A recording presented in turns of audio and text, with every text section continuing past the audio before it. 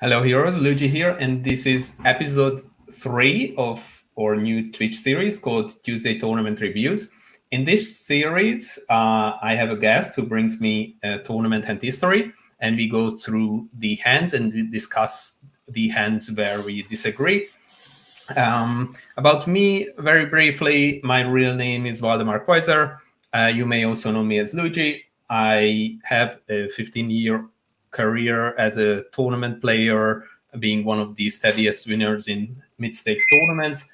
In 2018, I decided to quit the grind, and because I had an idea about a tool which enables players to compare decisions super quickly.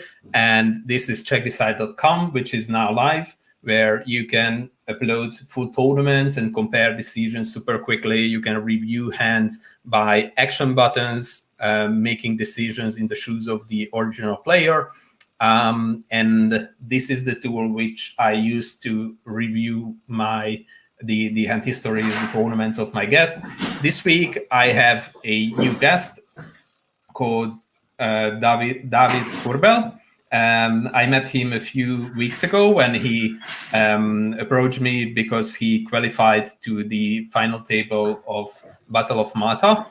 Welcome, David. Thank you for being here. Thanks for having me. Could you please do a short intro of yourself, like your poker background, where are you from, how old are you, whatever you feel like sharing about yourself? So my name is David Kurbel. I've been playing poker for 10 years, and I would call the last 3 or 4 of it professional. I came from Lake Balaton. My favorite format is tournaments, as you see, but I play spins as well.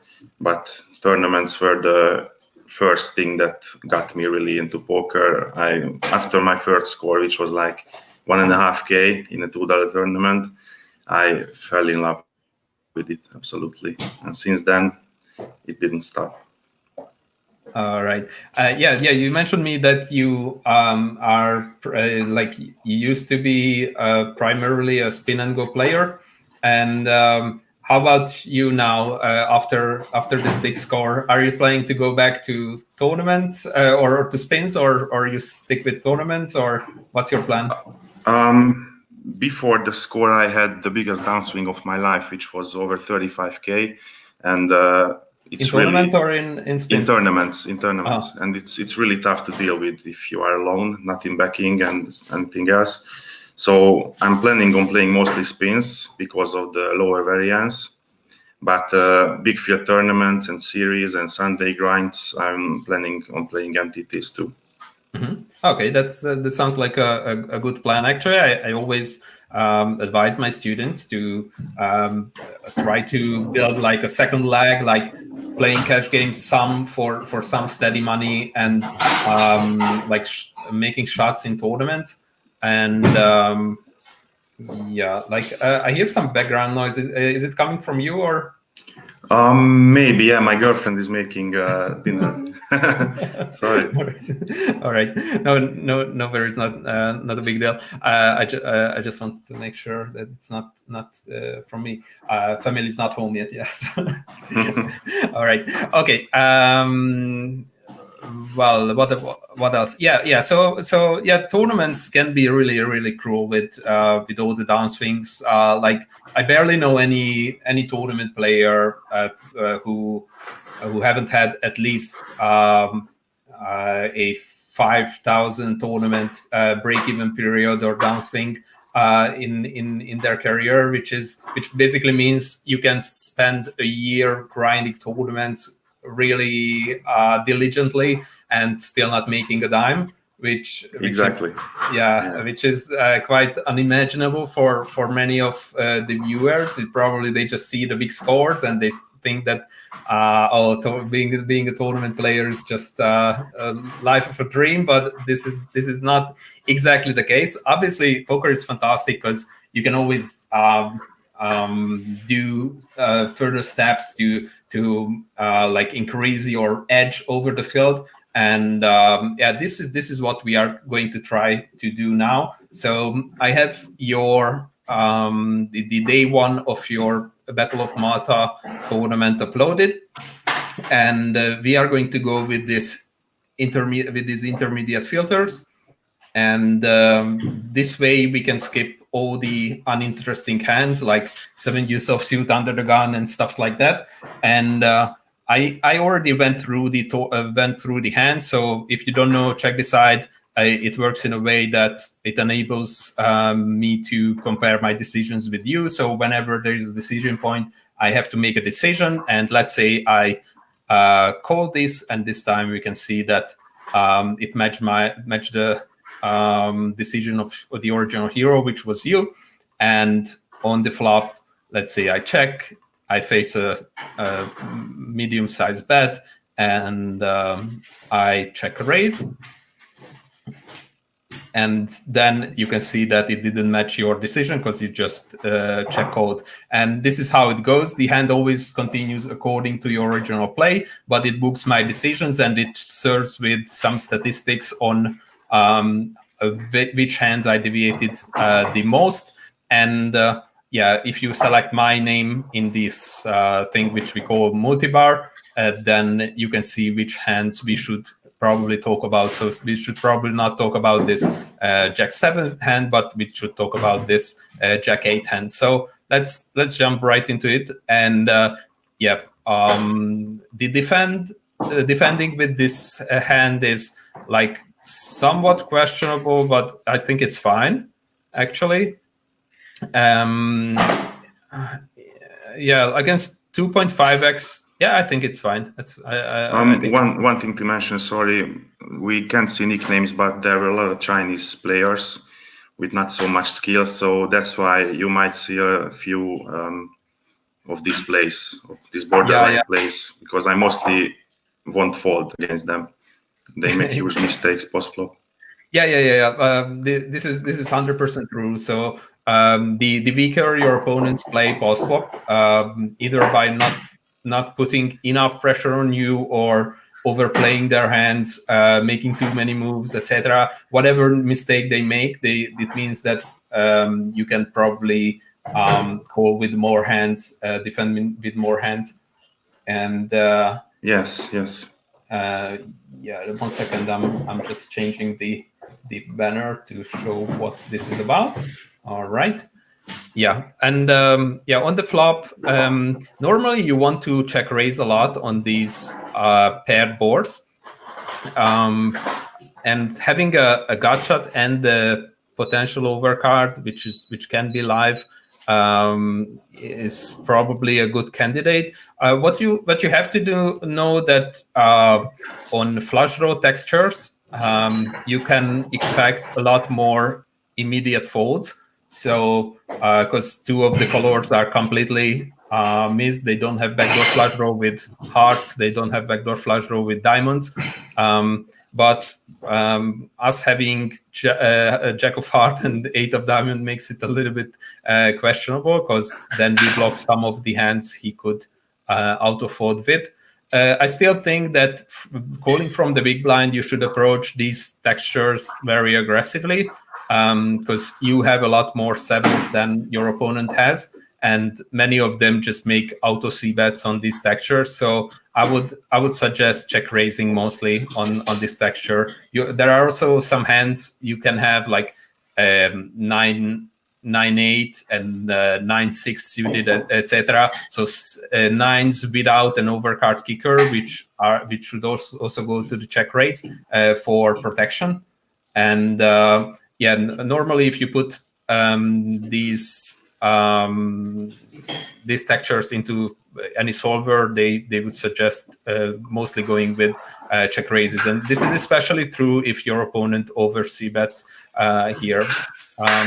So I would probably go with the check raise.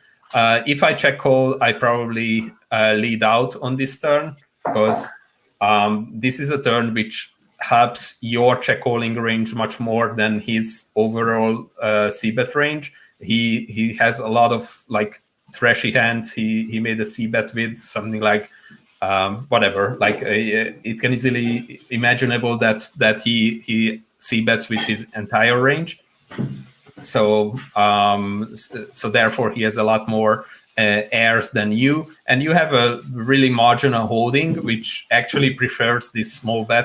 Even if it gets called, you at least see the river. While if you check, you cannot even like check call too much against a half pot bet or anything. So Yeah, I agree. so I would probably lead out here. Normally, you want to lead out on turns where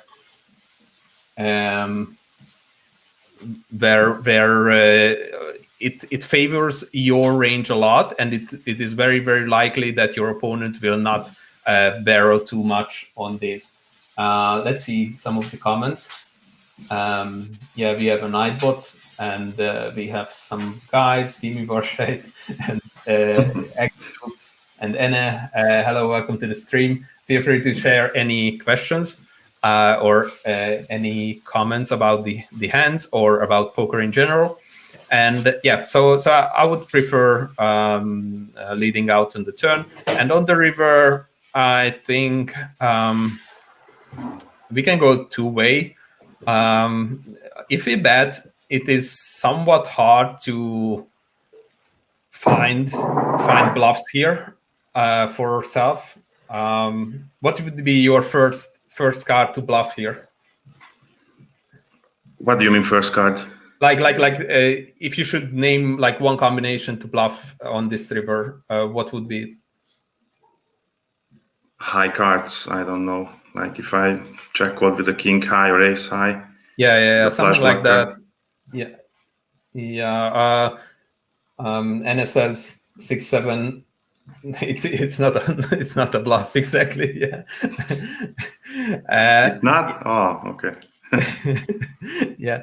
So yeah, something like ace high or king high, you should definitely turn into bluffs, because you don't have any like too many natural bluffs here. All the straight draws got there, the flush draws got there. You may also have some slow plays, etc. So it's actually not that easy to bluff too much here. Yeah, I think 10 is actually quite a relevant card in his c betting range. I'm not sure how he approaches it, but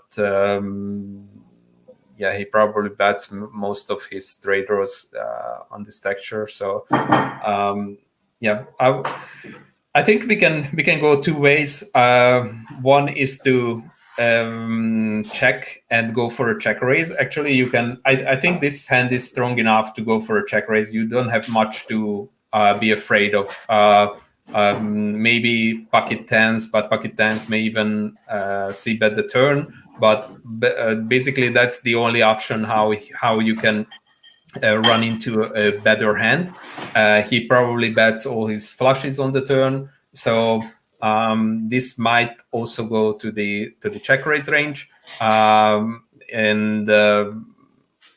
yeah, in general, in these situations when you barely have any natural bluffs, I advise, and you have a lot of hands which you can value bet with basically unlimited sizing. I would suggest you to go with big sizes for value, and then try to use as many bluffs as possible, even if it means you have to turn some ace highs and bottom pairs and stuffs into bluffs. So rather than trying to like making a medium-sized bet which may get called, you cannot really leverage this bet sizing which you use, like this half pot sizing. I mean, when he calls you, you don't win enough, and using a small bet sizing means that you cannot bluff too much. And this is a situation where I would like to bluff with even with some like pocket deuces or pocket threes, I think. Next question in the chat from Hibivar said, don't we make him easily fold his marginal catchers with an overbet once we don't have too much natural bluffs in our perceived range? Yeah, this is what I'm talking about. So here you can see the difference between on the spot type strategy, like hey, I have this kind of hand here, I want to get called, or you see the overall strategy where you say that, hey, this is a very favorable run out for me. What is the biggest bet size I can use with my strong hands? And the answer is like any kind of overbet you can use here with 7+, probably like 2 times the pot you can probably use. You don't have much to be afraid of, and therefore you can put a lot of bluffs there. And the frequency, whenever you can make a big bet in no limit hold'em with a balanced range, the EV of your bet is the size of the pot. So your goal in no limit hold'em is to make as many bets as possible with balanced ranges. So unless we have a certain like a read on our opponent, like whether he will like always fold 10x to an over bet on the river, which I don't think it is true, then I think we should go with the strategical thinking and go with overbets here. In this board, do we turn hands like 9-8 to a bluff? No, I don't think so. That's just too strong. We just want to drive that into showdown, I think. We can probably use 2 sizing, like one tiny sizing with some full houses, and one big sizing with some 7x and straights and other strong hands and some bluffs as well. So I prefer a bigger sizing, on the river. Yeah. And the fourth hand, maybe there is a small difference. We will see. This deep, like 75 big blinds deep, I would not go for a min raise. We don't really want to induce calls and play the pot out of position, especially not with this holding. 75 big blinds deep, you probably want to use at least 2.5x from this position. But whatever, it worked. Okay. And the next one is this ace jack of suit. Once again, the sizing is probably a little bit off. We got a call, and this is a frequent mistake in your play, probably coming from you being a spin and go player, that you tend to check a lot of these like marginal hands on textures where you can easily make full range c bet.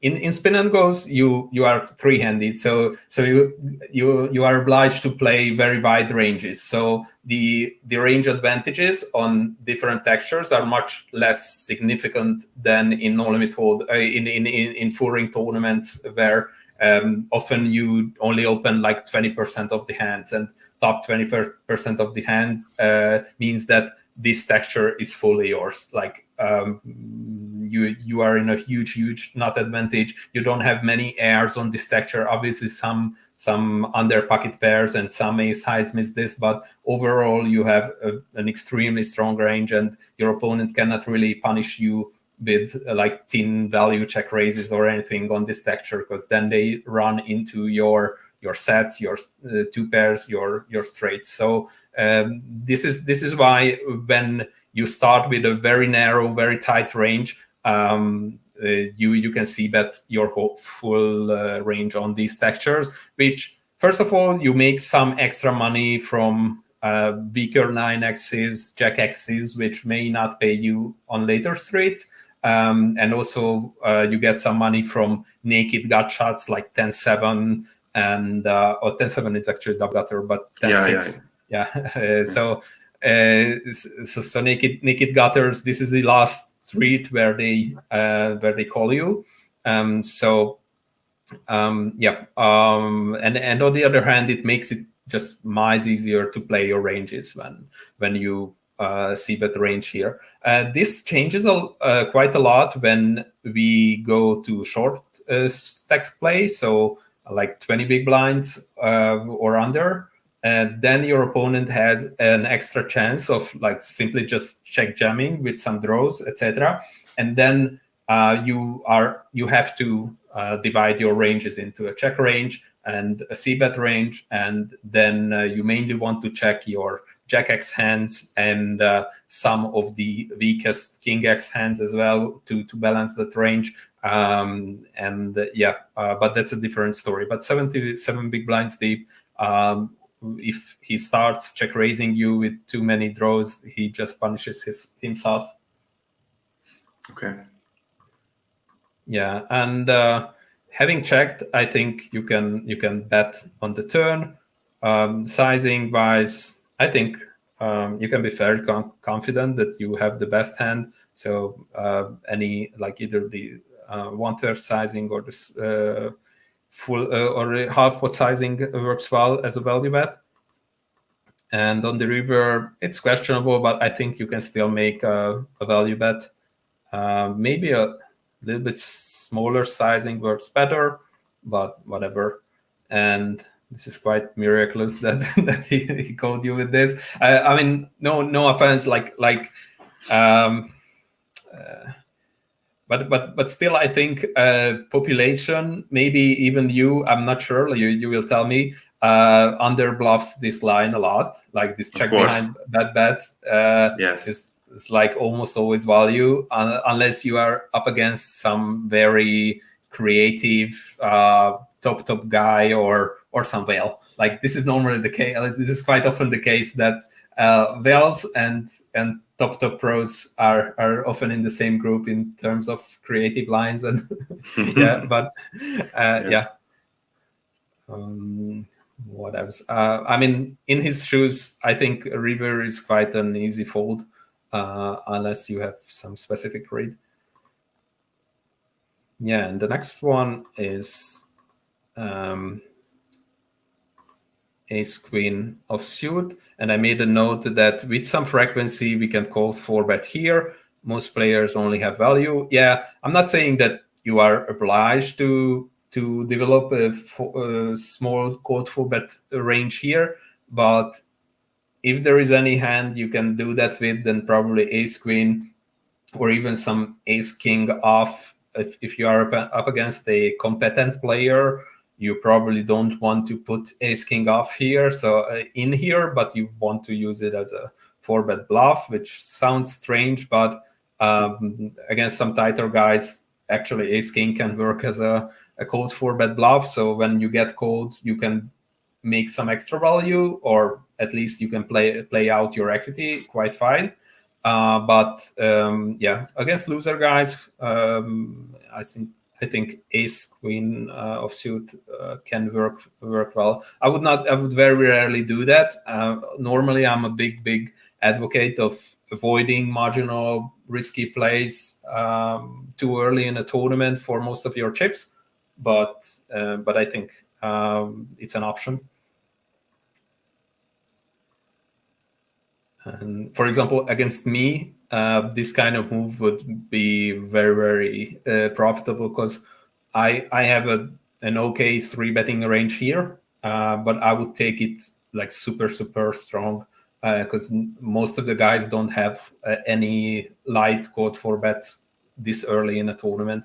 But yeah, I'm not sure like everyone takes it as strong. Yeah. The next hand, heavy. Yeah, we have a 67% match here. The call is fine. 3-betting is also fine. It depends on like how sticky your opponent is. There are a lot of players with like 72% 4 to 3-bet or very high 4 to 3-bet. Then you probably don't want to take this spot as a 3-bet, because you just fold out too many hands. You could make money if you had you called and played post flop against the dominated range. So calling is fine. And on the flop, I think calling is the only valid option. And on the turn, you decided to bet, which cannot be really, really bad.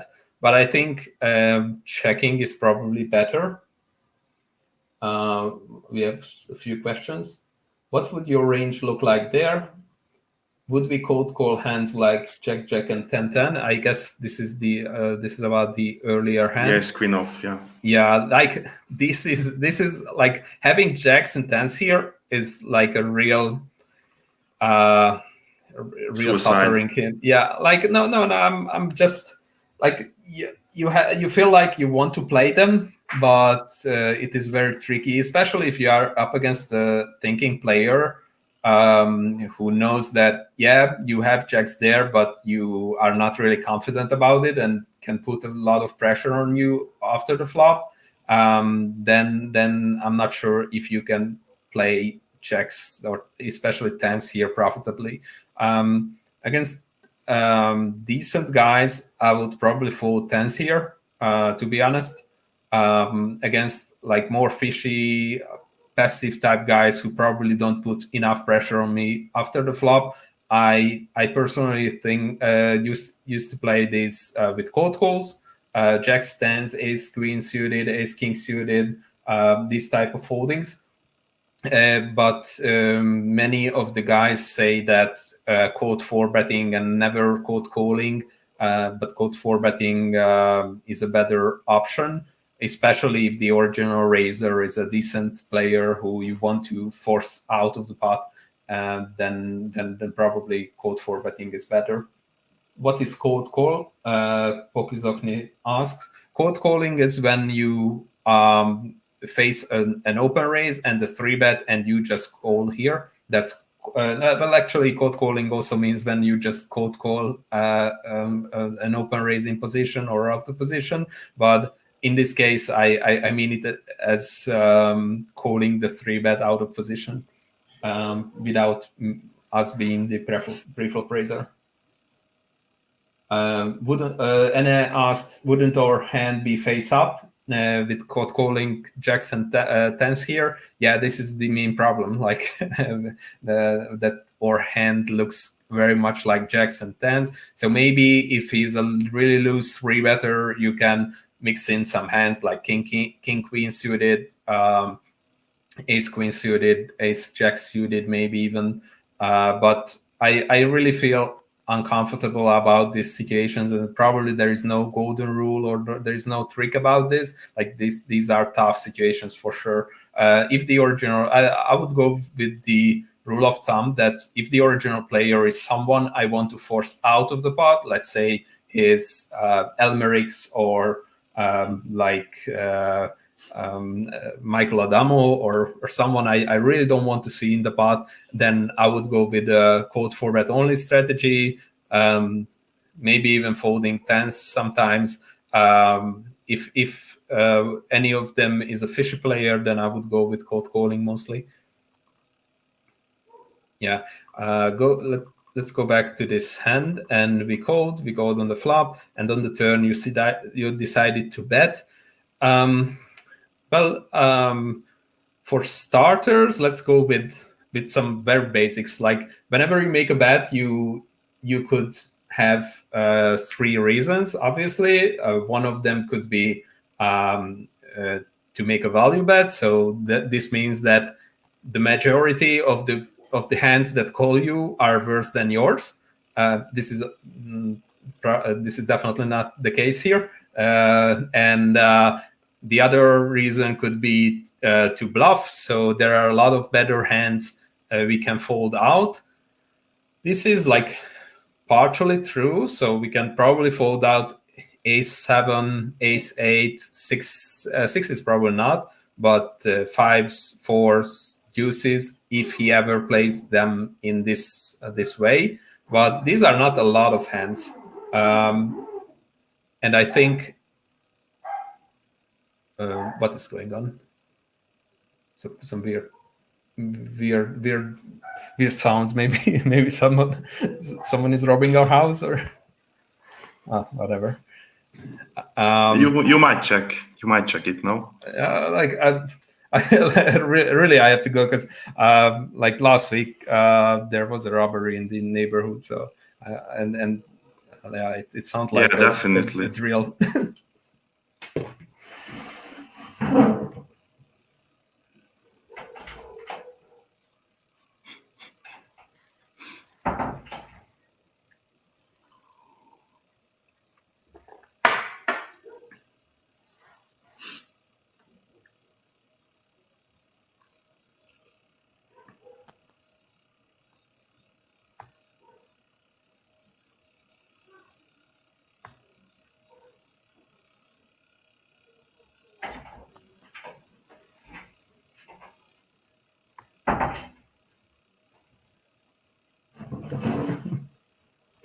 So it wasn't the case. No, So there it was wasn't no the one. case. No. Okay. Cool. It would have been good for the show to have a robbery live stream. But no. Anyway, so obviously not a value bet. Probably not a good bluff either, because there are not a lot of hands. Like many of his potential, like what do we want to fold out here if you make it as a bluff? His river bets, maybe. I mean, I'm planning on betting 2 streets here, so not planning to give up on the river. I have all the sets, Jack 10, 2 pairs, so I would definitely bet on the river, and I want to avoid getting bluffed off. But maybe that's not the best hand to do with. Yeah, I have worse hands to bluff with. Yeah, I would execute your plan with something like Ace 10 of hearts, Ace Jack of hearts, or even with a hand like 6-7, 6-5, which has relatively small showdown value. 6-5 has a little more showdown value. I think it's a straight. Yeah, sorry. Yeah. 7-5 or 7-6, yeah. But mainly ace jack, ace queen, ace 10, even like ace ace 6 if I ever call there, ace 6 of hearts, ace 10 of hearts for sure, ace jack of heart, ace queen of heart for sure. Those are very good combinations for or queen jack of heart is a fantastic combination to execute this plan, but I don't really like planning on betting the river, barreling the river with ace queen of spades here, because you block some of his like c-bet and check calls, like ace 9 of spades, ace king of spades probably would play this way, king queen of spades would play this way, some naked like ace 10 of spades could play this way, like realizing he doesn't have too much for the equity on the turn, so he would rather go with check calling. So yeah, I don't think we have a good candidate on following up on the river with the second barrel. So I think checking with this and keeping all his ace jack, ace queen, weaker ace type hands in is probably a good option. You can still bluff some of the if it went check on the turn, you can bluff some of the straight cards probably, or even on a blank you can probably make a profitable small bet if you think it's valuable. But I think just checking here is fine. Yeah. On the other hand, you cannot do much bad with betting this, because normally c-bets and checks on the turn are not balanced at all. So you can count with a lot of fold equity, but I think you mainly fold out hands which have like 2 outs or 3 outs or very little equity against your holding. And I don't think c betting, checking, and betting is too fragment of a bluff line. I think most of the players underuse it as a bluff, and it's not really easy to find proper bluffs. Yeah. Let's see this one. Yeah, I would still go with a bigger raise, and against the big blind. I think this is once again a range we can a texture we can range c bet on, and yeah, we can barrel on clubs, on high cards, etc. I don't think you should check this too much. I think the reason for me checking this much is I make too many spewy plays in big pots. So if I get check raised, I call, flush comes on the turn, and I want to rep every time the nuts, and I hang myself basically. So I try to avoid these spots. Yeah, like I'm not saying it's not tempting to call a check raise here with ace jack with the ace of clubs, but I think population in general just doesn't bluff check raise enough. So if you want to overfold, then overfold on like facing the check raise. It is a very rare like small node of the overall tree, and making a check just because you know that in a small node you will make some speed plays is just over adjusting to your perceived leaks or bad habits. So yeah, I think c betting is quite mandatory here. You can barrel on 10, you can barrel on the queen, you can like check behind and bluff on a club river, or yeah, lots of good opportunities arise when you make a bet. And yeah, having checked back, your range looks a lot like second pair. Actually, population almost exclusively checks back hands like 9x or actually jack stands, queens here. So I don't think they bluff enough in this situation to justify a call. So I like the fold a lot. Probably this is not a fold Anna would do. Anna Anna is the spewiest guy I have ever seen. I mean, both in a good and bad way. So he makes some fantastic plays, but he can also like burn his stack in like 2 moves anytime. I have reviewed some tournaments of his, and it was quite an experience. Like really, I I love his play overall, but obviously he should get rid of some of his standards. Yeah, I'm not sure if calling is profitable here. I would definitely fold this against like early position raiser and mid position caller, but against a hijack opener and a button call, this might be okay. The problem is that you are dominated a lot by both the opener and the caller, so it will be very, very hard. Even with the pots you get, it will be very hard to drive this hand into showdown.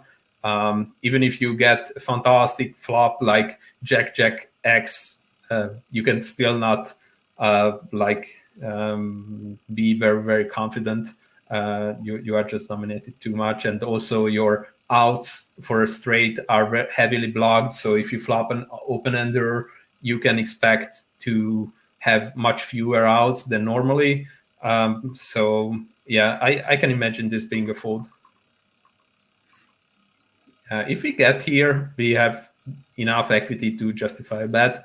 First of all, yeah, he can check a king. He can have some queen x, but still we have a decent draw, which would be very hard to play as a check. So betting quite big here is fine. At least you play out your equity. Yeah, I wrap the flush as I told you. I do it every time. Yeah, like this is probably due to the your perceptions on the skill level of your opponents? Like you wanted to join the party with this Yeah, week of a many hands holding? as possible. There were many whales with 40, 50 VPIP, so I will play as much hands as I can against them. Yeah, like I would probably if the guys are whales, then I would definitely play 7-5 suited, 7-4 suited. I'm not sure. Like maybe you are going to be the whale if you play this all the time. Like, but it cannot be really bad, especially if they make like serious mistakes post flop. So yeah, let's see.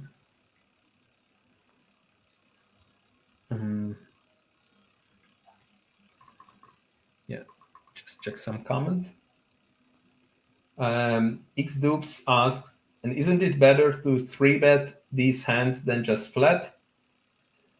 I would try to avoid playing big pots with 7-4 7-4. So I don't think like there is a logic behind. You can fold out a lot of better hands for sure, but when you face two whales, your primary goal is not to build a pot with 7 high.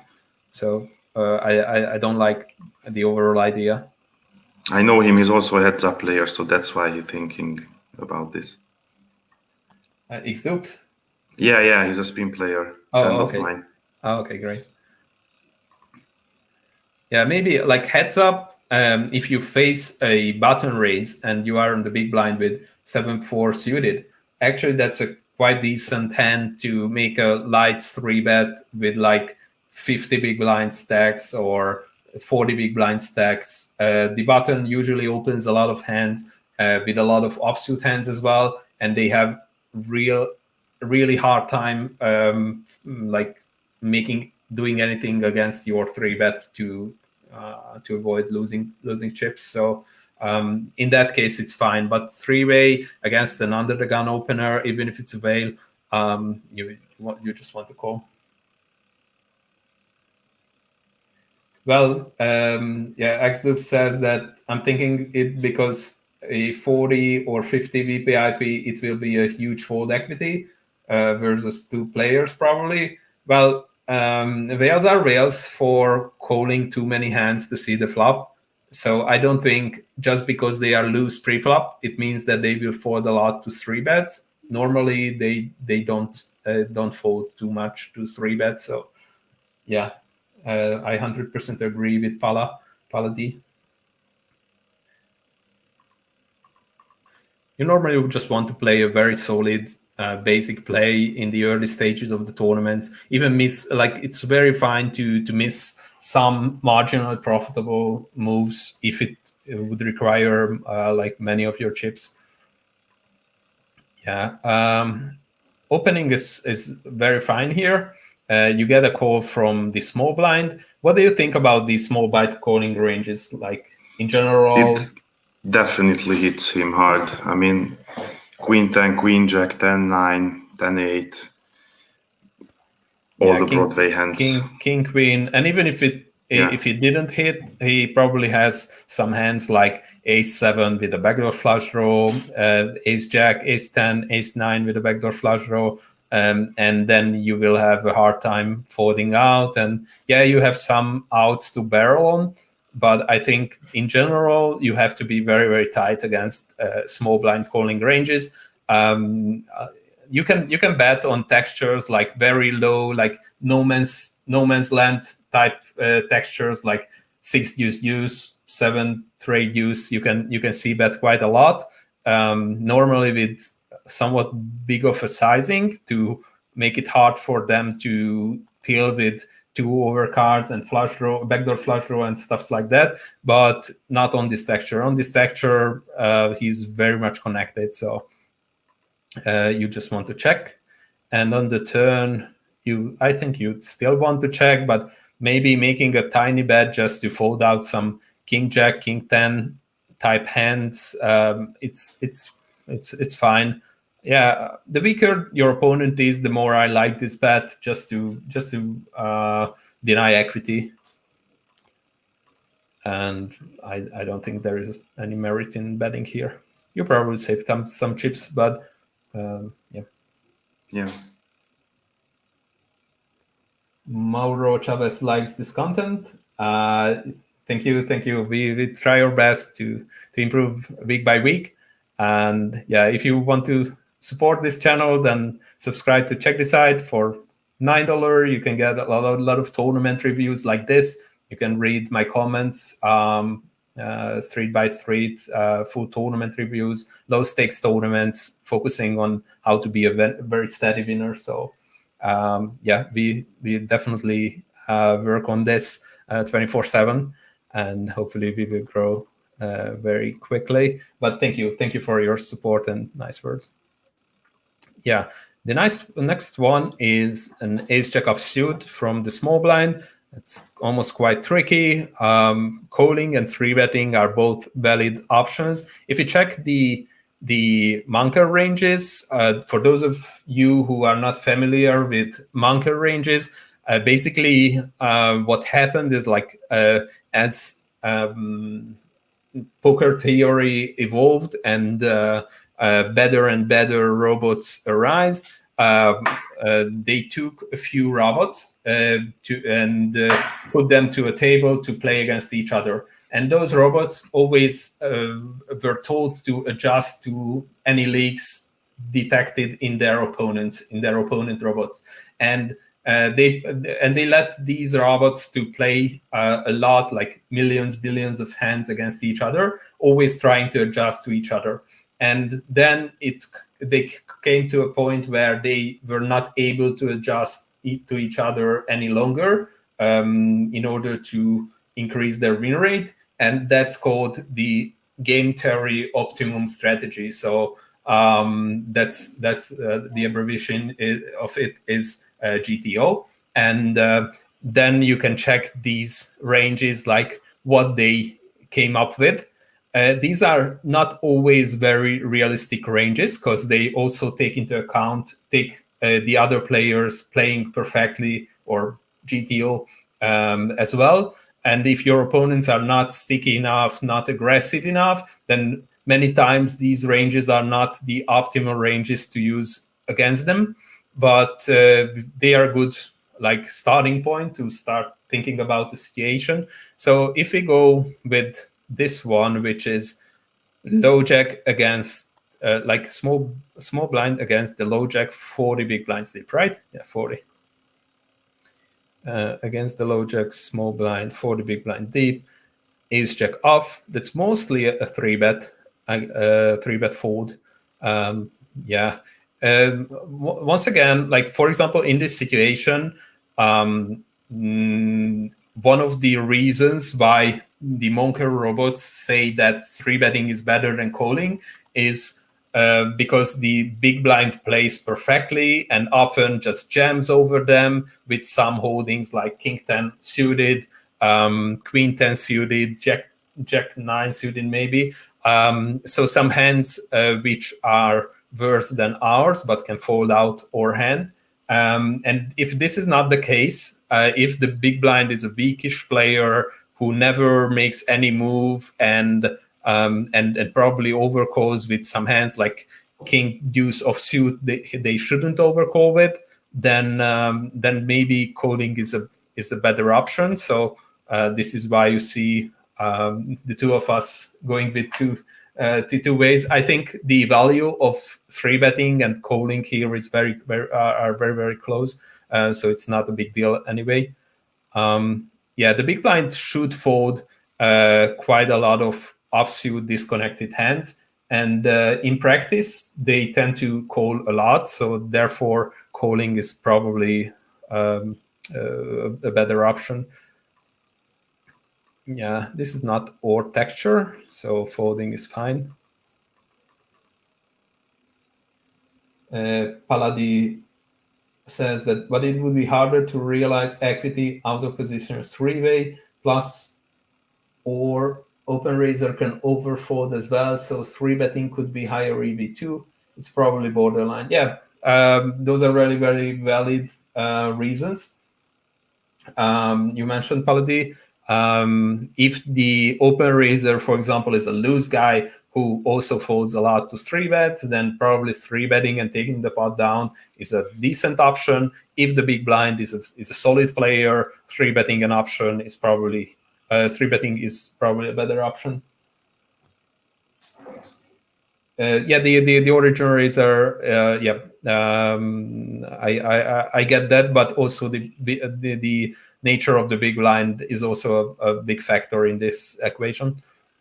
Yeah, and the next one is 7-9 suited. I also made a note here. Maybe with some frequency we have to barrel airs here. We will see. So maybe we make a small open raise. That's fine. It's not. I will not call this a leak, but it's worth mentioning that when you mainly face stacks 25 big blind and smaller, then you don't want to offer more than the minimum raise size for them. So if you have the tendency to open raise to 2.2x or 2.5x into riskier stacks, these are called riskier stacks between 15 and 25, 15 and 30 big blinds, who can easily rejam on your open, then you don't want to offer them more than the minimum, because most of your range will go to the raise folding. So therefore, you mainly want to use straight min raises here, but it's not a big deal. You just put on like 0.05 or something. And yeah, we got a marvelous flop for our range, not for exact holding, but this is a texture where you have a huge advantage. You already have some sets and two pairs which are very hard to get really wrong on any runouts really. If the flush comes, you also have quite a lot of flushes. Ace high flushes, queen high flushes, jack high flushes. You open a lot of them from the button. So there are not really any turn cards which hurts your overall range here. So on this texture, you can actually size down a bit. You don't need to size to 1/3. You can even size down to 1,000 or 800 or whatever you want to, because you can still put pressure on them later on. So actually, I don't really like my sizing either. I would go with 1,000 here, because this is a perfect example where you want to use the smallest bets possible, or very tiny. Yeah. And when he calls, what do you think his range looks like in general? Like his strongest hands, or and his weakest holdings? And strongest hands, I would think pairs or maybe two pair, but weaker players check raise two pairs even on this carry texture. Flush draws definitely call, because even fishes feel that ace and king hits me, so they don't wanna give me their money before hitting the flush. Check call, mostly flush draws. Yeah, gotchas like queen 10, queen jack, jack 10. Even though he's a risky stack, I think he's gonna have some aces, the weaker ones, so I wouldn't exclude them as well. Yeah, I think that's all. Yeah, and some 6x hands. Yeah, yeah, 6x too. Yeah. Yeah, and what do you think about this turn? Like, what should we barrel on this turn? You mean Should what we hands? Should we barrel at all? And if we do want to barrel, what hands do we want to barrel? Well, you spoilered it because you noted that we should barrel sometimes with air, so now I know part of the answer. No, that's just my guessing. I haven't checked it in PioSolver. If any of them, any of the viewers can check it in PioSolver, like just in general, like how should our strategy look like here? I will do that after the show, and I will post it into our Discord channel. Check the site Discord channel. We have more than 600 players already on. So come and join, and I will definitely check this, because this is an interesting turn where if you have pocket sixes, if you have king X, which you also see bet because you see bet your entire range here, you are very happy to see to continue betting any king X here, obviously. But many of the guys, like even me, I struggle finding the proper bluff combinations. I'm not sure you want to use the natural like flush draw type barrels here, because then you may have to sacrifice a lot of equity by being check shoved on. Then you don't want to bet fold your flushes, but therefore and you probably don't want to block his easiest fours like queen 10, jack 10, queen jack. So therefore, I think we have to barrel some of the like absolute garbage, like this hand.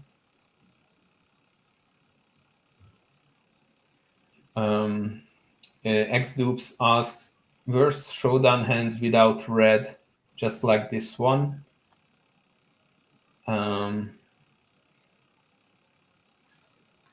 I don't really get this. Like, what exact combination do you think of, X-Dupes?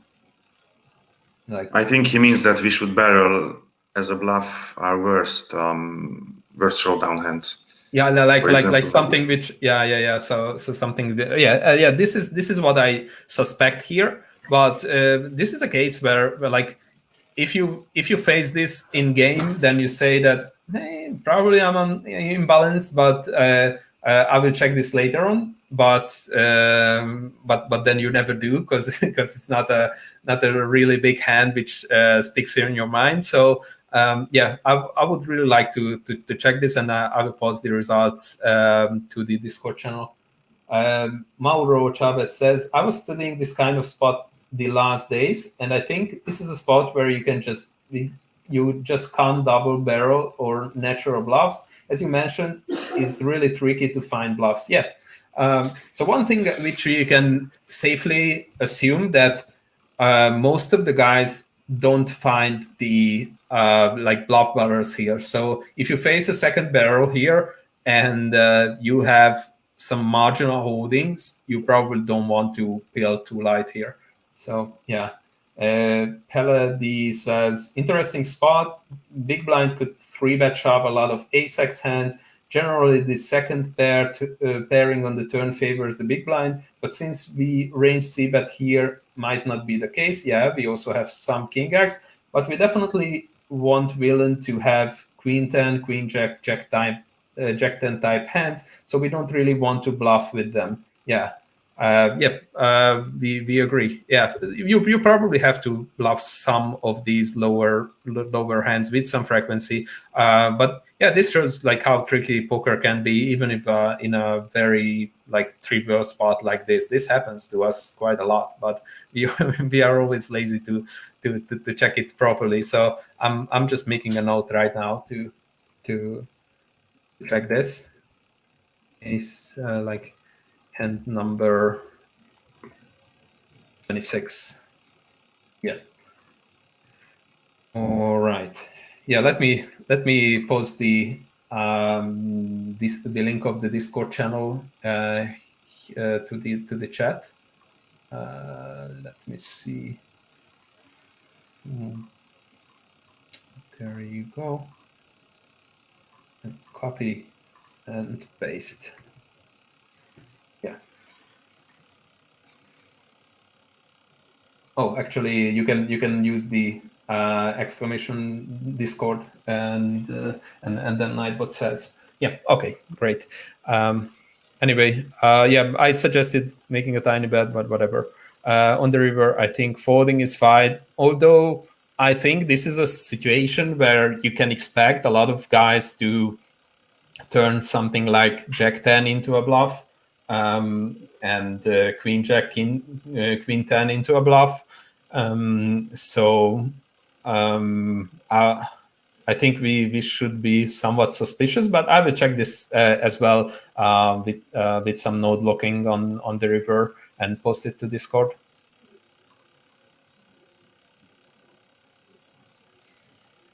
Yeah, let's see the next one. We face a button open, and we are there with 30 big blinds with Jack 8 suited. I think we somehow have to put money here. Having a somewhat high, somewhat connected suited hand against the button open, it is probably good to continue. On the other hand, the big blind has only 18 big blinds, so he should find a lot of easy jams, especially if we call, which is usually weak here. So, but I would still call. Let's see what the robots suggest. So, first of all, what if everyone is 20 big blinds deep and the button opens? What do we do from the small blind? Then we can still call profitably, which is quite surprising for me. So Yeah. if everyone were 20 big blinds deep, you could still call here. And if the button opener is 30 big blinds deep, or you are 30 big blinds effective with the button opener, then from the small blind, Jack 8 suited is still a call. So I think calling is the best option here, especially given that normal players won't do as much restealing as they should. Yeah. The next one is King Queen offsuit. And yeah, like this is strange. Small blind should not do too much small raising from the small blind. Are you familiar with small blind play, small blind versus big blind, how it looks like? Do you mind going through the basics? I would like to go through, yeah. Yeah, all right.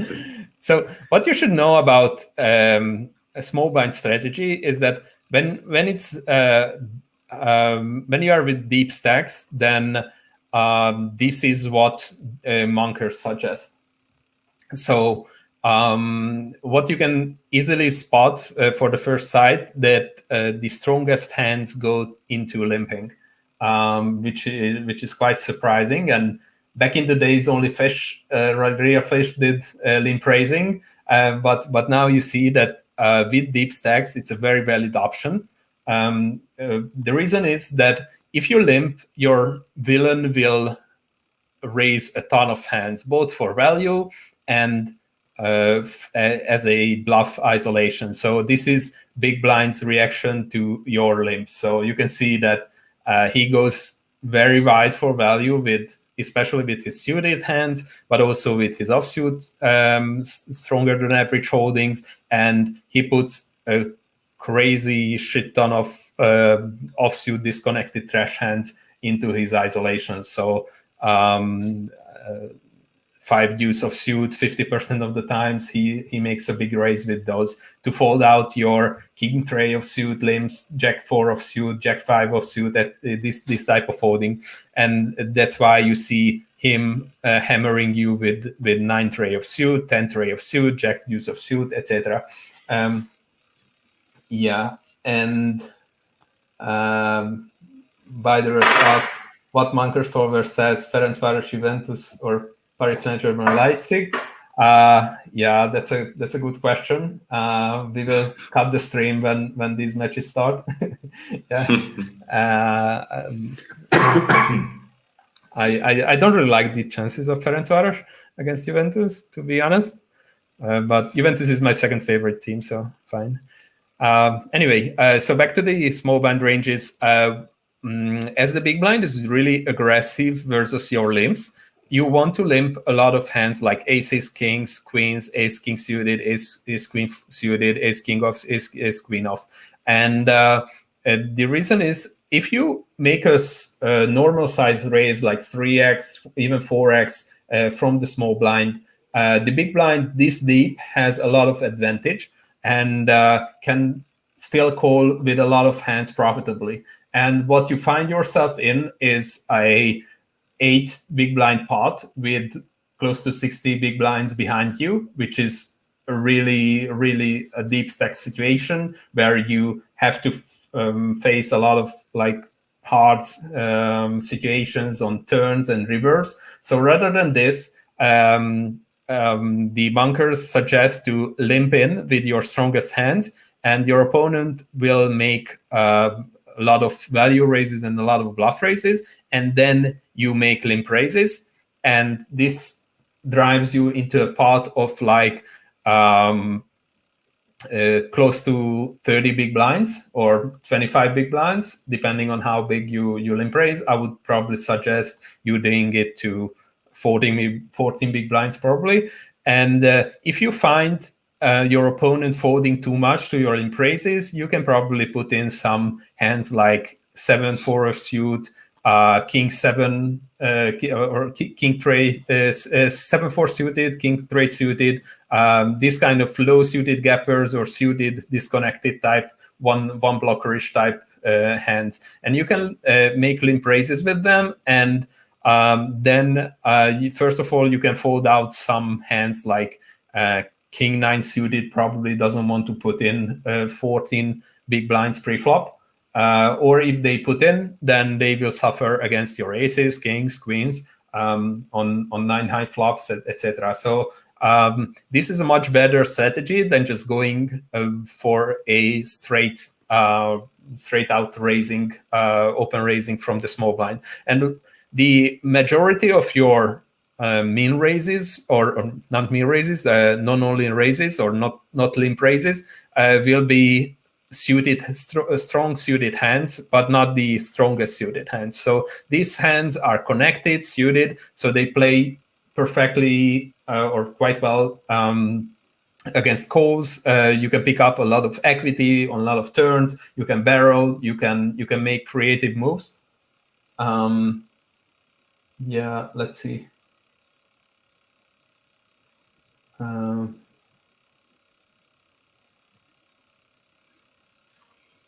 Okay, just some joking going on. So yeah, this is what you want to do, deep stack, raising your strongest suited or second class suited hands, limp raising your absolute monsters, limp raising some suited gappers, and generally not raising too many offsuit hands. They just suffer really a lot with high stack to pot ratio, so you don't really want to build pots out of position with these holdings. And this changes a lot when we go down to 30 big blinds. When you go down to 30 big blinds, what we see is that limp raising is no longer a really attractive option for the small blind, because if you make a limp, your opponent will be more conservative, raising thin for value, because they expect you to limp jam with some small pocket pairs,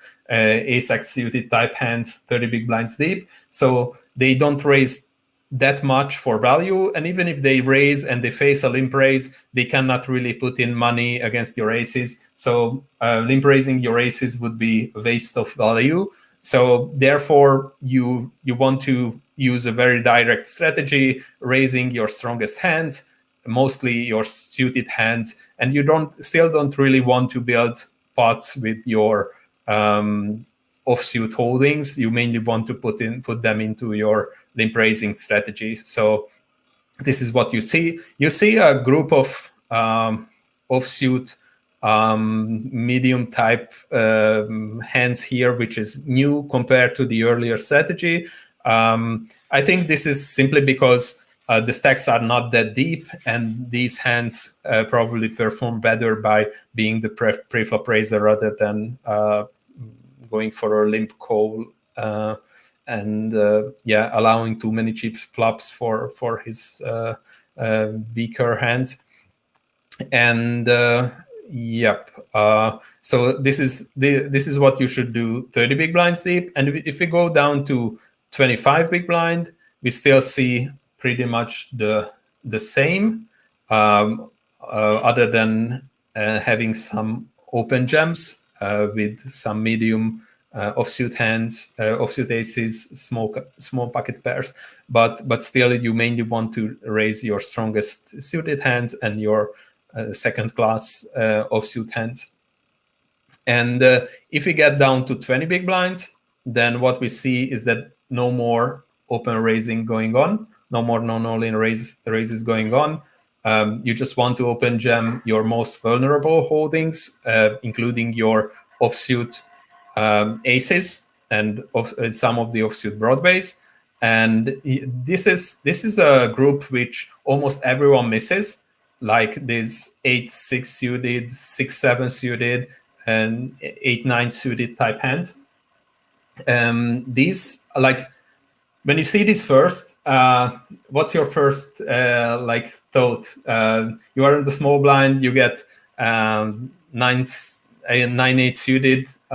You think about flops and turns and rivers and straights and etc. Right? Yeah, exactly.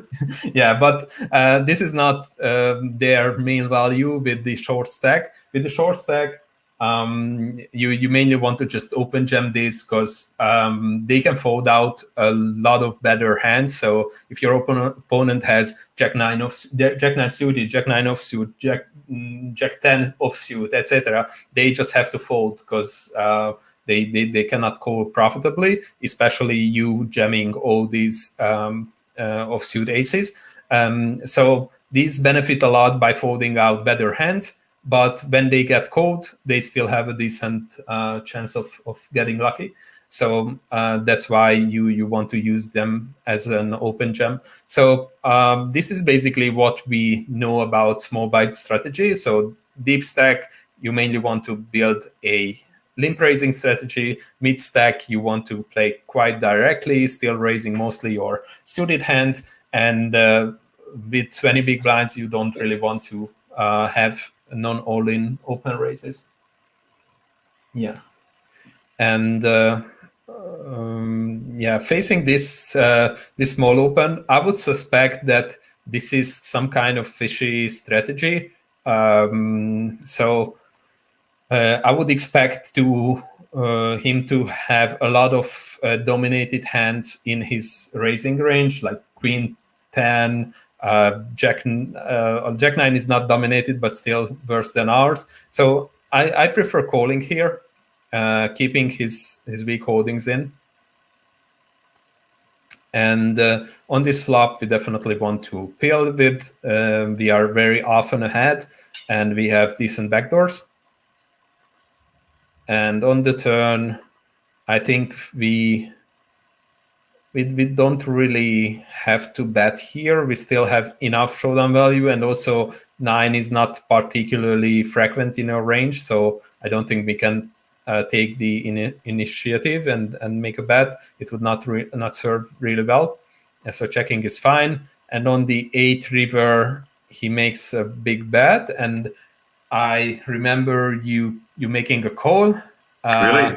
Wow. Yeah, but I don't really like it. I mean, obviously, your opponent can easily overbluff this river, but in general, I don't really want to make calls with something very close to the bottom of my range. You will have some random 9x, you will have some random 2x, you will have some random 8x, you will have some ace-x hands even if you check the strategy, let's say 25 big blinds versus the small blind range. What you can see, and probably surprising, is that you mainly call with your suited aces. 25 big blinds deep, you should not, against a competent player, you should probably not 3-bet ace-jack suited. You do better by just calling and keeping all the dominated hands in and playing from position, playing in position with a very strong, surprisingly strong hand. So you have a ton of ace-x hands here, I would say. And therefore, this is just too low in my range to justify a call, but you were right. So he had king 10. So yeah, these are some in-game feelings that I have. Maybe he was a bluffy fish, and then I don't think about GTL. Sorry. Yeah. Sometimes, many players make fun of these kind of feelings, but actually there is some science behind it. Like I'm not sure, like maybe I've mentioned you or not. Let me know about an experiment they made with. They put some guys into a room with 3 decks of cards, and on the cards there were like instructions or values like -$10, +$10, -$50, +$50, etc. And each of the participant started with $1,000 roll, and whatever card they took, they added or deducted from their original roll. So this was the game, and they had like sensors on their skin to measure their sweating, and they were interviewed every 10 minutes about their feelings, about their strategy, what they realized about the game. And one of the 3 decks was rigged, so contained significantly more losing cards, like much more losing. You lost 100, you lost 50 type cards, and what they realized that after just a few picks, most of the players started sweating when reaching towards the rigged pack. So they subconsciously realized that there is something wrong with it. But when they were interviewed on the conscious level, they were unable to name that actually there's something wrong with that deck. So it took like 30 minutes extra for them to realize that their feelings, their general feeling about the game, and I believe I'm a strong believer that something like this can happen a lot in poker when you pick up subconsciously on a sizing tell, on a timing tell, on whatever which you cannot really break down on a conscious level. It can be like a real and valid. I still think I would follow this, but Me too, yeah, definitely.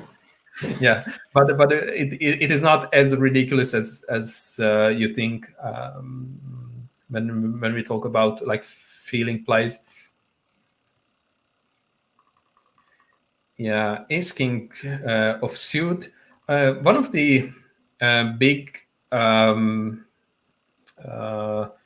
surprises of these Monker ranges was that Monkers just don't like to play Ace King non all in pre-flop. They whenever they are out of position, they want to just jam it. They don't want to struggle with flopping, not flopping anything, and building a pot for their opponents. So they just jam it.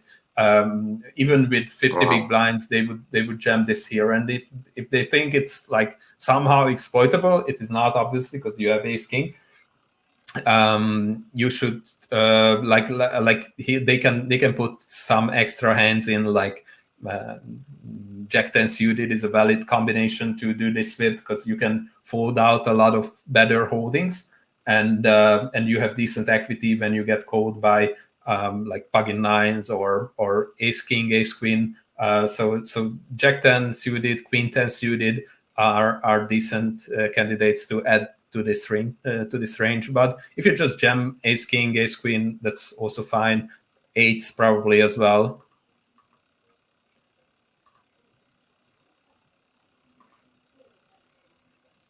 And let's see this one.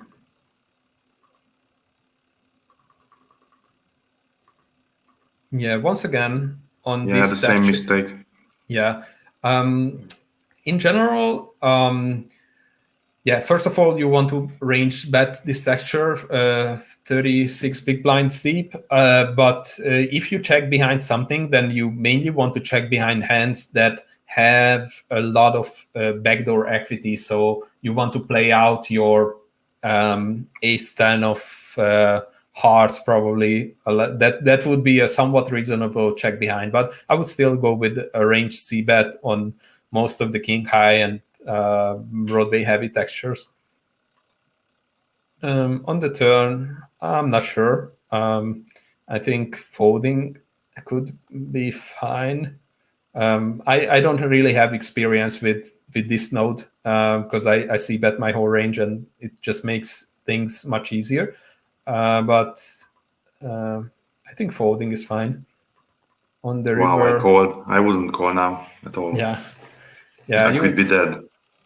yeah, you can be dead, and then on the other hand, you will have much better hands here to face this bet with. This is one of the weakest holdings you can have here.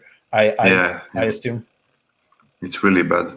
Yeah, river is fine. And Yeah, I check. you were almost drawing dead on the turn actually. Yeah. Nice play. Nice.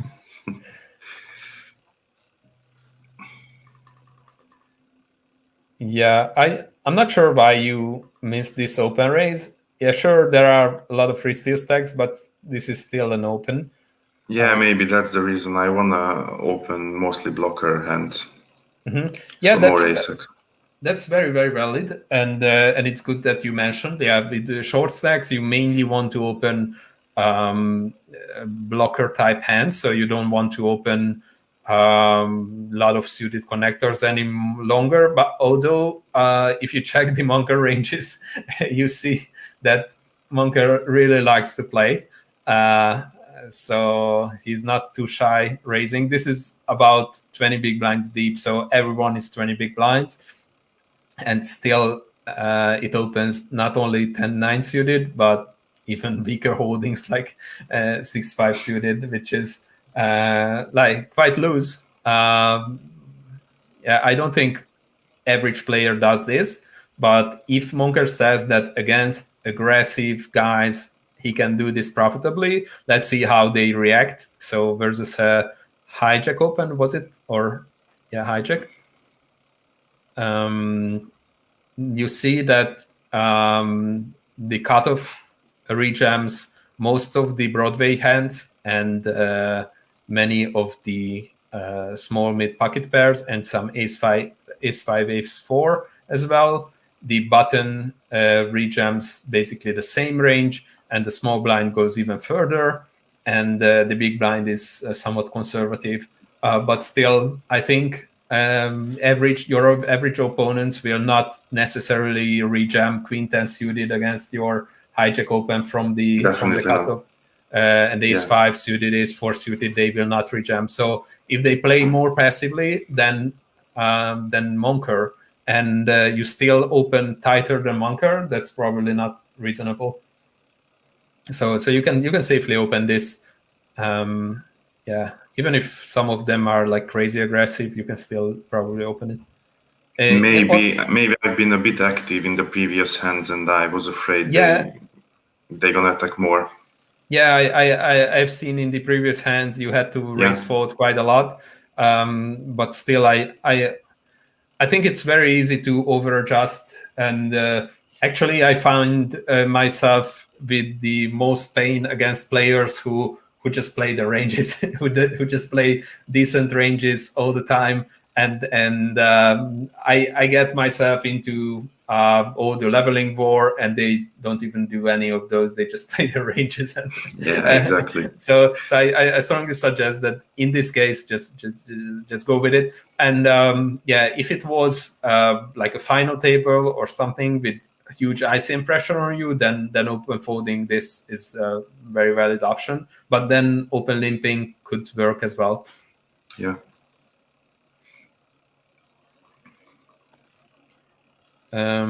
Yeah, I don't think this is a good open though.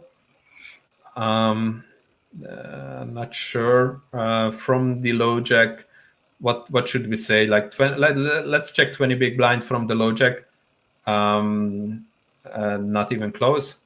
25 big blind from the low jack, not an open. So unless you have some special reason, but even like the big blind is a big stack, so big stacks generally play loser. Actually, I have proof about this. I checked some huge databases, and then big blinds are really significantly looser than small.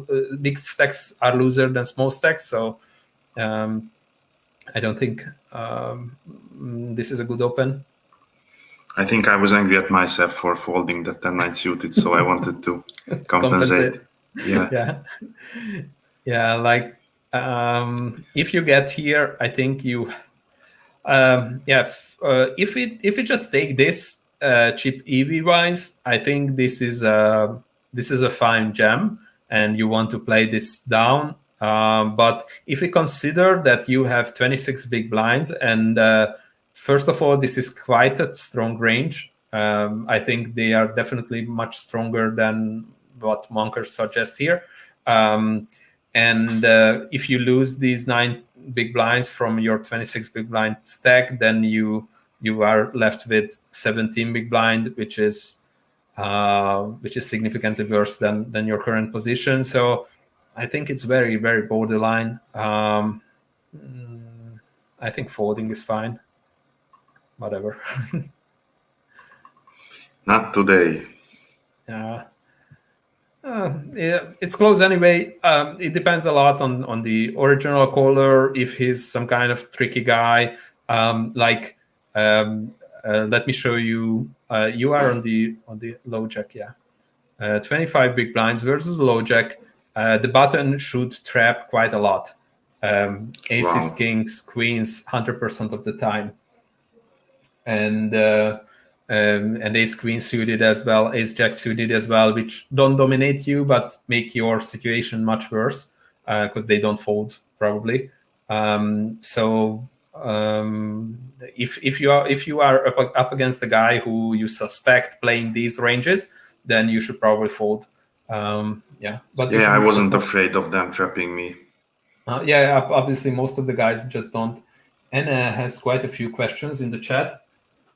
Uh, what do you? Yeah, this is some earlier question. Sorry, Anna, I didn't react. Yeah.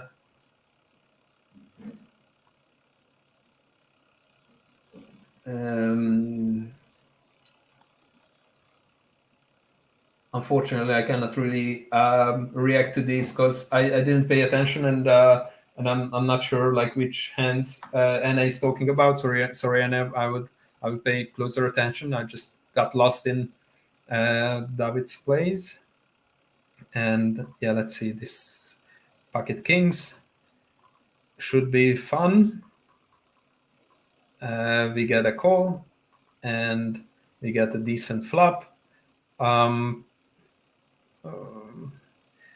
Well, if we had something like kings with a spade, or especially aces with a spade would be a very fine check here, because your opponent has a lot of air type hands, and you want to give them a chance to pick up something on the turn. And you having the ace of spade would be very safe for you to slow play with, because he mainly if he has any flush draw, then those are mainly ace high flush draws.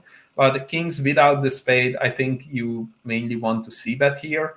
You can actually c bet some on this texture, being an early position opener and facing a call. I think you can justify some 1/3 bets.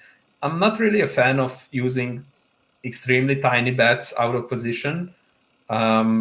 Even if with this hand it makes sense, in general, I don't really want to build a strategy on this. Maybe you can follow up with the second barrel, and then you can fold out some floats, but that's just too costly with these stacks. I wanted to have a bigger SPR on the turn and river and to apply bigger fold equity. Let's say if I had like Jack 10, I start with a small bet, and if they are sticky, I can continue with bigger bets. That was my thinking. Yeah, that's reasonable.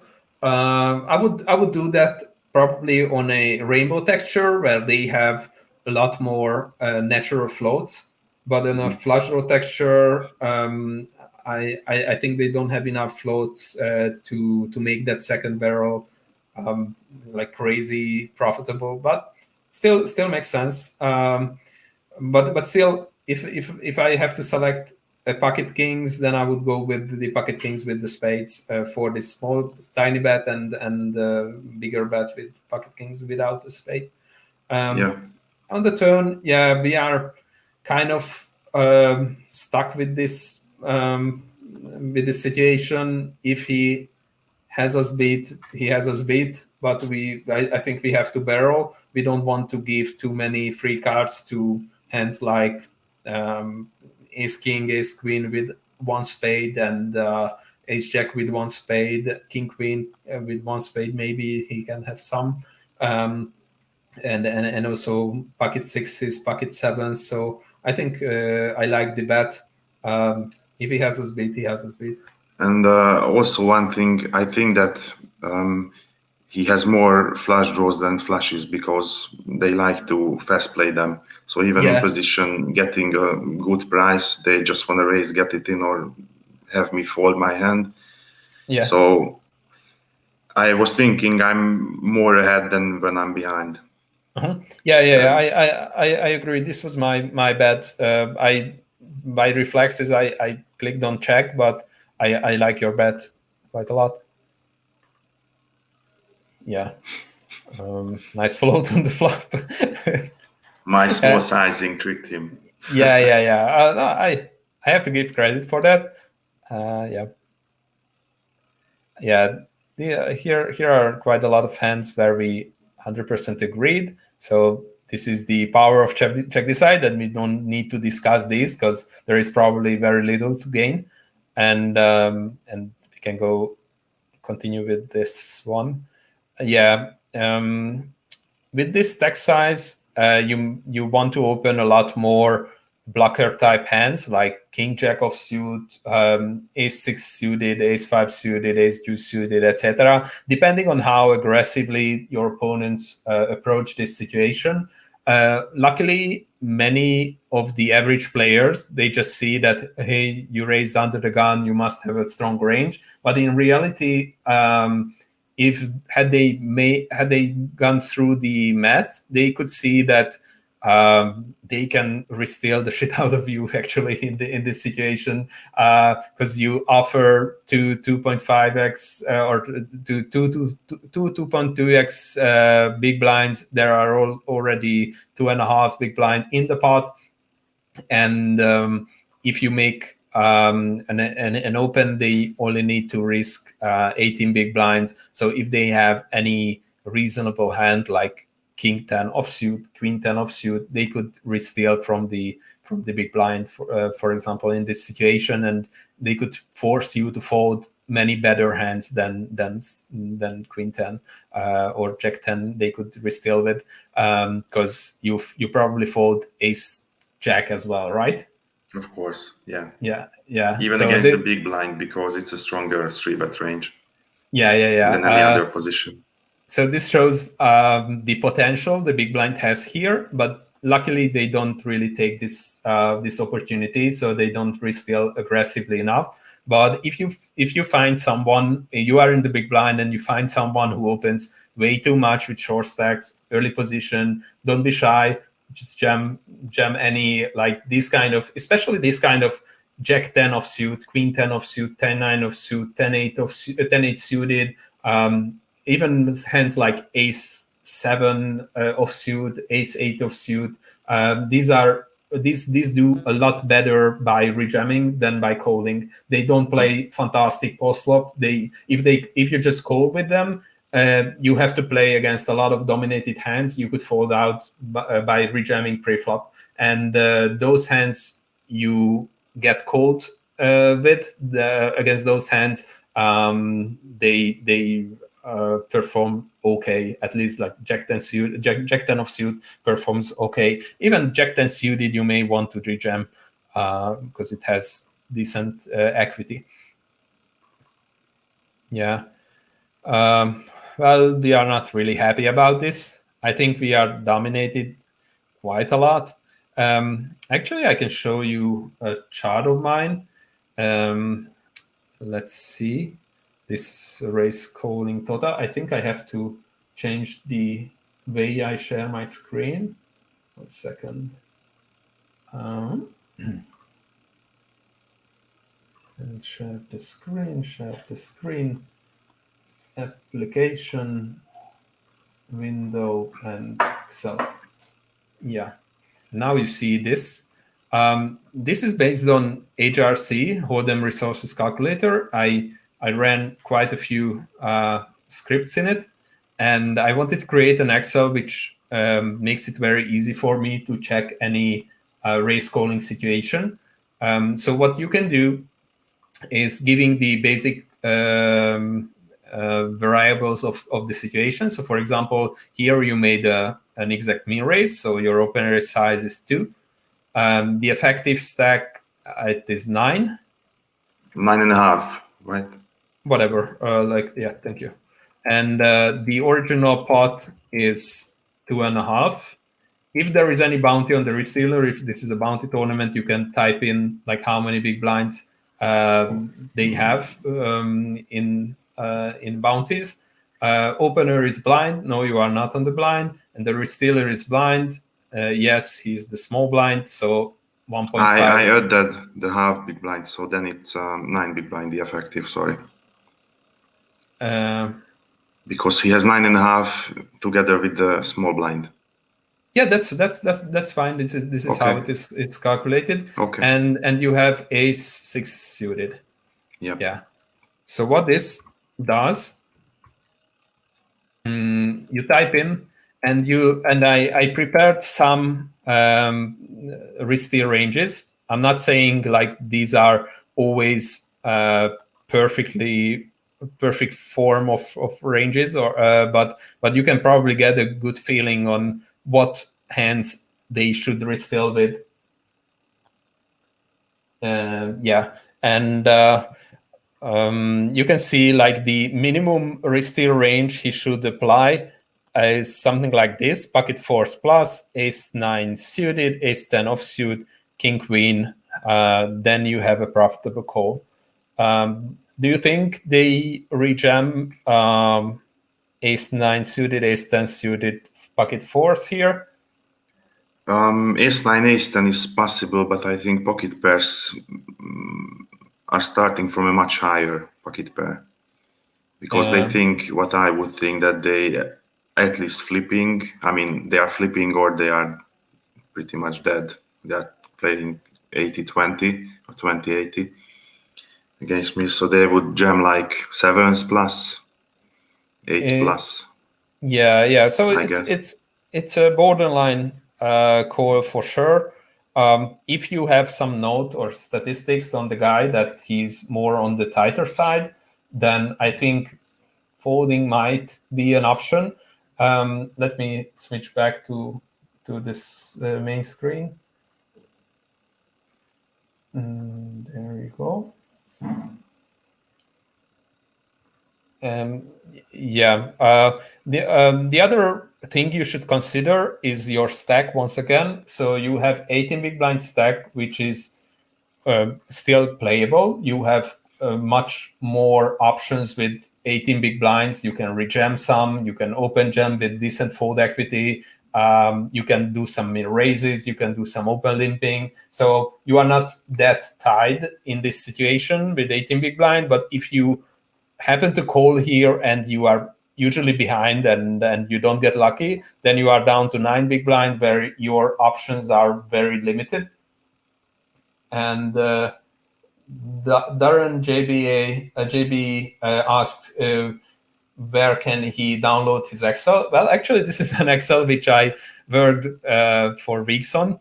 But what I made last time, a promise that whoever subscribed to the $9 per month premium plan of Check Design, I shared this Excel with. I personally emailed this Excel to anyone who subscribed. In addition to this Excel, you also get access to all these tournament runs where you can check like detailed commentary. For example, All in Paths tournament, I made a lot of comments on. You can see them street by street. Also, we have a tournament from Pets when he reviewed a 5K tournament of a buddy of his.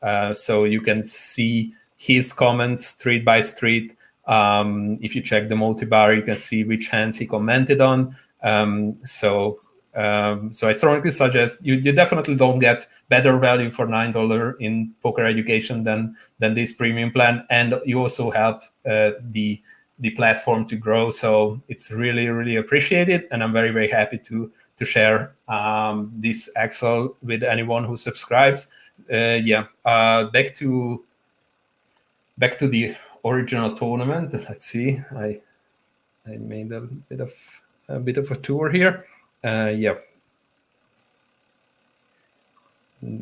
you go. Do you remember which hand number this was? Don't remember the number. Ace-6 of diamonds. Yeah. So yeah, no, not this one. Not this one. Yeah. Yeah, this one. That one. And I have to select my name. Yeah. So my main concern would be that I if I lose here, and even if it's probably a plus EV call, probably like somewhere between plus 0 and plus half big blind, it's hard to imagine being in better shape than that. So you can win one big blind, but most of the time you will be down to 9 big blind, and your options are very limited with 9 big blind. So I would probably fold this, to be honest, especially if there is any ICM involved, which may sound strange, but I strongly believe that considering the stacks, folding is better here. But he had his weakest hands probably. So, but we calculated with this. So King Queen was in the risky range we made our decision against, and I would still say that probably raise folding is better. If had I had like 40 big blinds, I would definitely call here. So that's no question. Yeah, pocket eights. Let's see. We make a raise, and we get a call. And this is an interesting texture. In general, the earlier position you are in, the more you want to see bet. So this is quite straightforward. The earlier you raise from, the more you want to. The stronger your range is, and on most of the textures, the more you want to see bet. And from the button, you in general you rarely want to use range c bets. And I think checking here with eights with the 8 of clubs is very fine. You can mainly fold out hands like King 4 of diamond or something like that, which barely has any equity against us. Maybe you can pick up some draws on the turn, but that's it. And those hands which have decent equity against, like Queen 10 or King Queen, King 10, Queen 8, etc., those hands probably will find some kind of aggressive move which makes our life like really difficult. So I think checking is better here. I don't like my bet at all. I don't understand why did I do it.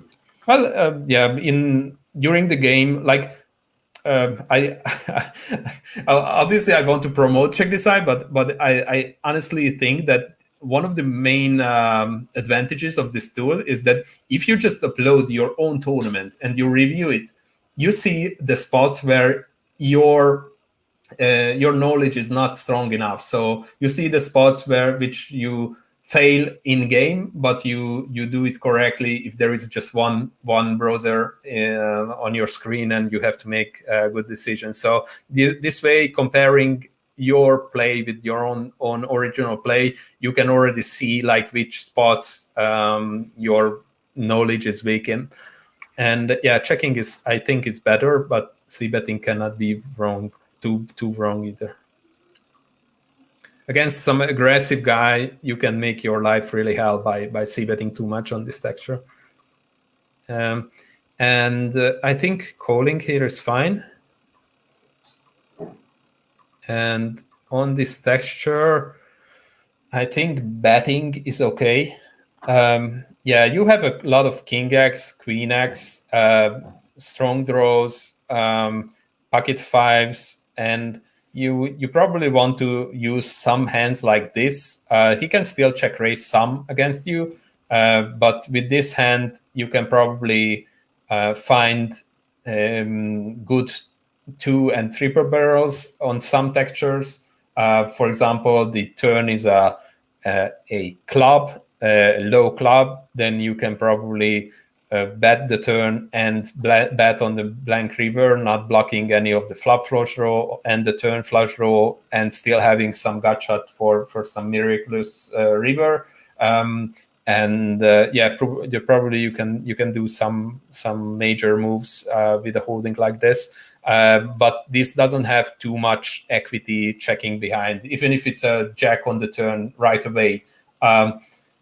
And you put all the money in, you will quite frequently run into ace-10. I'm not saying it's a bad card at all, obviously, if the turn comes a jack, but you are far from the nuts. Yeah. And agrees with you on the earlier c-bet situation, but I disagree with both of you. Yeah. And on the turn, I think my thinking was that if I bet all my gut shots, then it's too much. So I want to bet those that I block flush draws with. But I don't flat 10-9 offsuit pre-flop, so that's a bad thing. Yeah. And also I think you should rather check behind not gut shots, not potentials, and non-nut gut shots. You mainly want to fire with, because if you can fold out, I'm not sure you can fold out ace-10 too frequently, but whatever.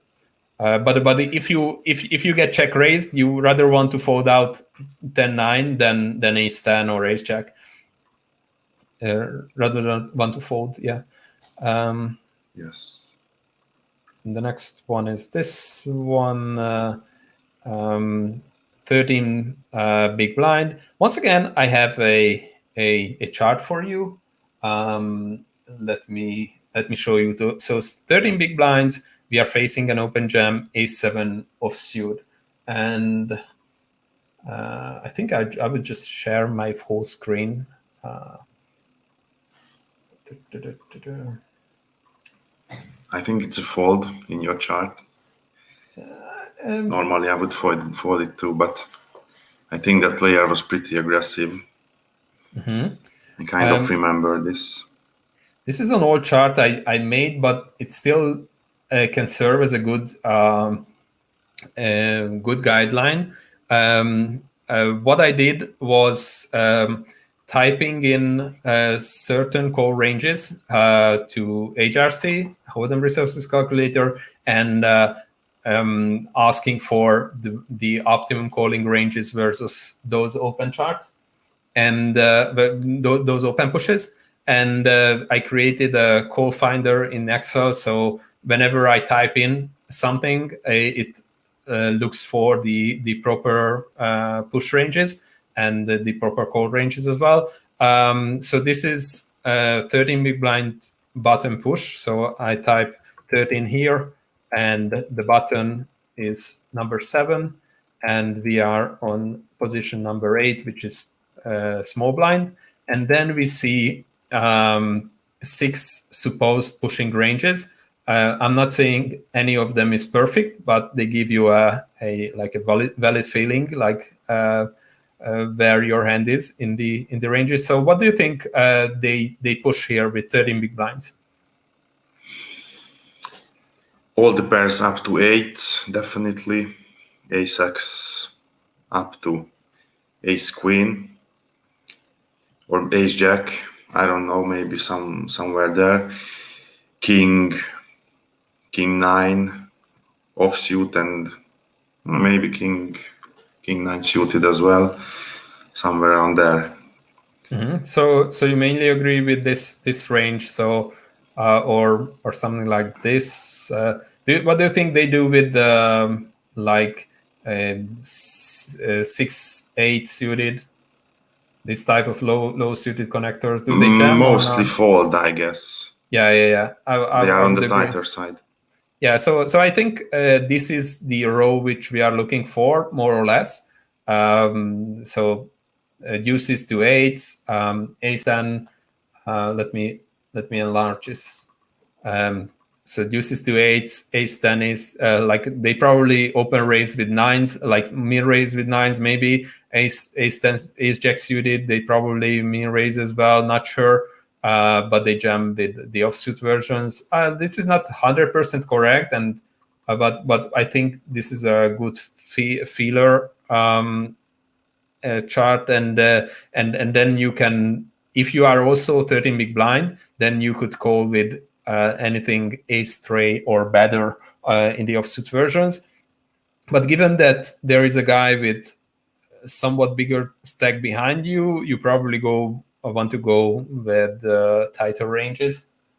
So yeah, but it's not really a thing. Like you having an ace and him often having an ace makes it somewhat unlikely that he wakes up with some strong hand. So I think you can jam this. But once again, you want to evaluate your how your stack changes if you lose this, and then you can see that from 26 big blind you can fall down to 30 big blind.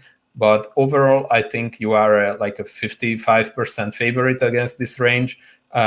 So I think it's very, very borderline. I would probably call. No, I would probably fall. No, I don't know. I don't know really.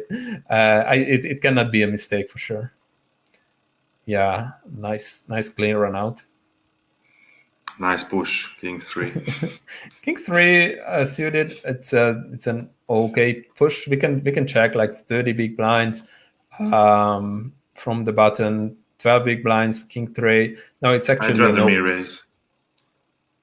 It looks kind of nutted. It has a blocker. Yeah, that's fine as well. But by the charts, it's an open limp, along with some aces, king, queens, jacks, tens, ace king suited. So you can see that the robots still say that you should divide your ranges into pushing and limping, because then you can play a little bit more hands and add some extra profit. But yeah. To be honest, I would probably either limp or push this. Min raising is not my style too much with short stack.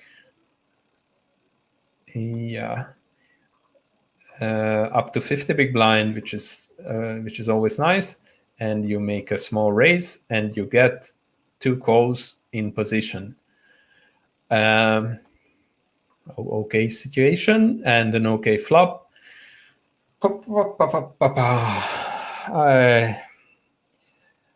My problem with betting is that sure, you can make a lot of value and you need some protection, but still there are just a lot of turns where you feel bad about your hand. And also, if you make a c bet into 2 guys on this texture, it looks super strong. So any competent player will not really give you action, or at least will be scared and will behave on the tighter side. So I think checking and going for a check raise is a much better option than betting right away. I mean, if you are up against competent players, if you are up against some random guys, I don't mind the bet. What's your take on the situation? I think the same, but if I'm up against tighter guys or fishes who don't really bet but call my bet, then I don't understand my sizing. So it should rather be around 15 to 20k, I guess, if I'm attacking jacks and flush draws, gotchas, etc. So either check, or if I bet bigger, but this doesn't do much. Yeah, like the problem with big betting is that it's really face up, and even some weaker guys may find folds with, but they will not float you with 10-9 and 8-9 anyway, I think like that would be like really bad. But I can imagine, like, given the earlier showdowns you got into, I can This I wasn't the can toughest table. yeah. Let's put it that way. Yeah, and yeah, this low straight and the flush draw completed, but still, I think you should feel quite safe about your hand. Do you agree? Yeah, this is kind of similar spot to the previous when I also had kings actually, and I'm sure he would jam mostly his flush draws on the flop, so I'm Yeah, not yeah. afraid at all. Yeah, I think you can safely jam. He will have some hands like King Jack with a King of Heart, Ace Jack with the Ace of Heart, or even some random stuff he feels like paying you off. So jamming is fine. And he calls. Yeah, if he has hands like this, then jamming is really really good. People won't believe that this was a 225, 215 tourney, more like a 2.1. Yeah, that's always nice. All right, let's see the next one. Pagging nines. We are very close to the end of the first part of your tournament. Was this the like? Was this was it a 3-day tournament or a 2-day tournament? 3-day tournament. Okay. You get almost in the money on day one, then you play down to the final table on day two, and then 1 week break and final table begin then. Okay. So we are quite close to the money, and so we have some ICM considerations here, right?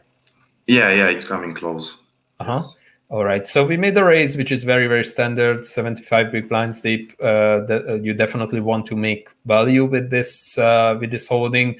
And on this texture, I think we can bet quite a lot. But if there is one hand which I want to check, then probably pocket nines with the 9 of diamond is that. Yeah, you give some free cards to some holdings which could be fold out, but on the other hand, you get some extra value by acting weaker than you actually are. So I think checking is fine, and you can call bets on a lot of turns. I say you can call bets on a lot of turns. Do you still agree with your fold, or? I'm still not a big fan of calling because I could be drawing dead by now, and these big bets out of position. I don't know. It's my stupidity, but it always scares me. Yeah, Money I was agree. getting close. I agree that it's not like a super happy fist bump call, but still think that you not looking too strong after checking behind the flop. He can have some like very natural bluffs, like king queen, even without a diamond. He may decide to bet that. Yeah. Overall, I think the oversized bets are always scary. Population, even my students tend to use it much more frequently for value than for bluffs. So I kind of like your approach. I felt like he was wanting to get max value against my ace high flush draws that I checked back on the flop. Mm-hmm. And that Jack 10 quite hits his pre-flop limp core range.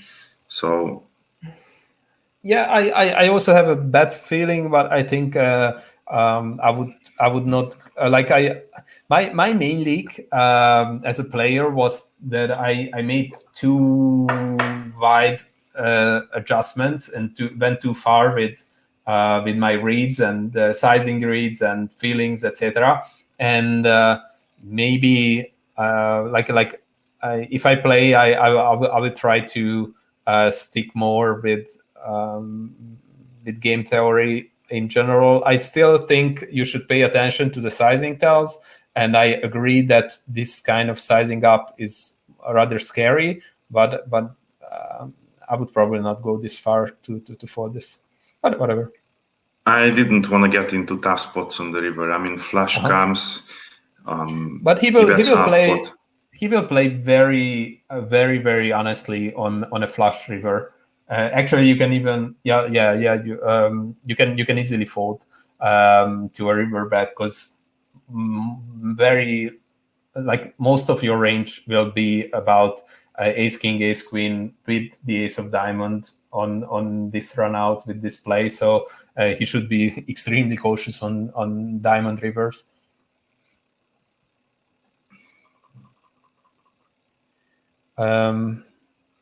Against this one, I think folding is better. You are facing a 3x raise from the button from a 70 big blind stack in the bubble. Do you think this is a frequent steal or? I don't know. I was thinking, and I think the same now, that his range is pretty capped. So with his monster hands, he's not going to be playing this way. But I was kind of afraid to jam on him. But I put him mostly on broadways and pocket pairs that he didn't want to jam because he's afraid not getting in the money, but didn't want to play post flop too much either. So chooses this sizing. I don't know. Folding, I don't like folding because of that sizing. He excludes all the monsters from his range. I kind of disagree. I see a lot of aces and kings and queens and jacks and other strong hands played with this sizing in the bubble. They are scared to let you see a cheap flop, but they still just don't want to jam with aces or kings. So I think this is a very strong range. I like maybe you are right that some offsuit broadways are in this just to look stronger than they actually are. This is true. Actually, I have some recreational players who I coach, and they often tell me that they like raising bigger just because they look stronger and they have much immediate, more immediate success with this. If this is the case, then I think we cannot fold. But in general, I still think that in the bubble, if there's 3x from a smaller stack, probably folding is better. Whatever, it has to be very close anyway.